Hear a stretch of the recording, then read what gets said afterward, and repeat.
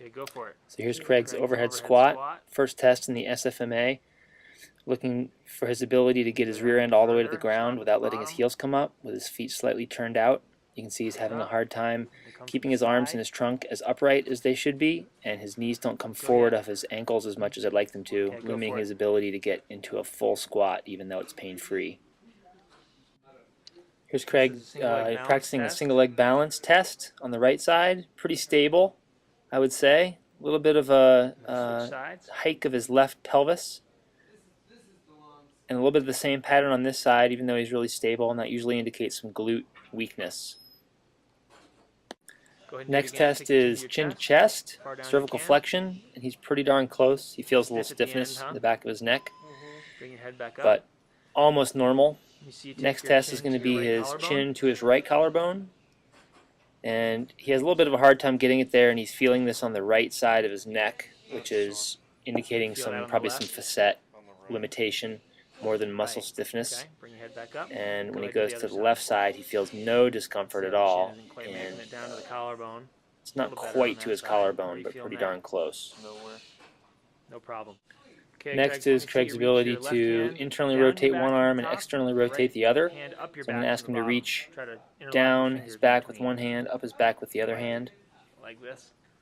And then the other one comes you can see that he's supposed to be within about a hand's width, and he's pretty good there.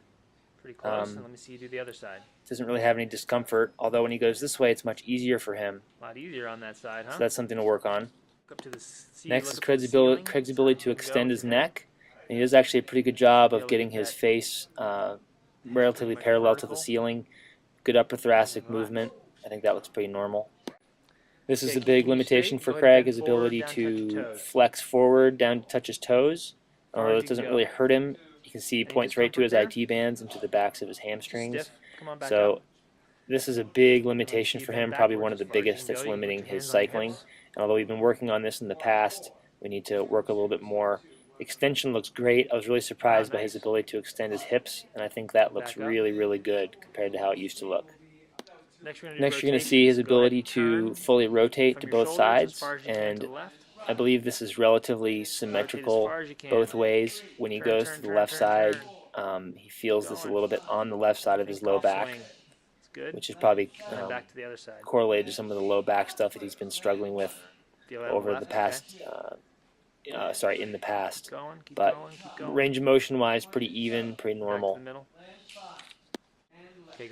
Next we're looking at shoulder horizontal adduction, and he's pretty much even on both sides, although he feels a little bit of impingement pain on the right side reaching across, which would be indicative of some AC joint issues. However, when he goes to show me an impingement sign with both arms, he's pain-free and he has relatively good range of motion. He can bring his elbow up to his forehead, and there's not a lot of impingement of his rotator cuff. So potentially a little bit of AC joint sensitivity in the right side, maybe from crashing so much. Any pain doing that?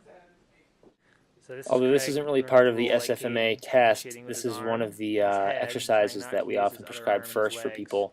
It's a rolling maneuver where you're trying to initiate with your arm and your head without using your other arm or your legs to roll from front to back and back to front. This is very difficult, and it's very primitive, obviously something that babies do, but it really forces you to segmentally recruit muscles starting from your head and working your way down your trunk to your hips. And this is where Craig had some of the hardest time rolling from one side to the other. When I ask him to roll the other direction, using the same strategy, he still has a little bit of a hard time rolling this way, and you'll see when he rolls from his front to his back, he almost can't do it, which is just a sign of some real asymmetry in his body and some segmental weakness that we can still work on. This is a great home exercise for him. Even though it seems a bit silly, I think it's going to be really effective in helping with his muscle recruitment pattern, and hopefully we'll see some other things clear up as he gets better at it.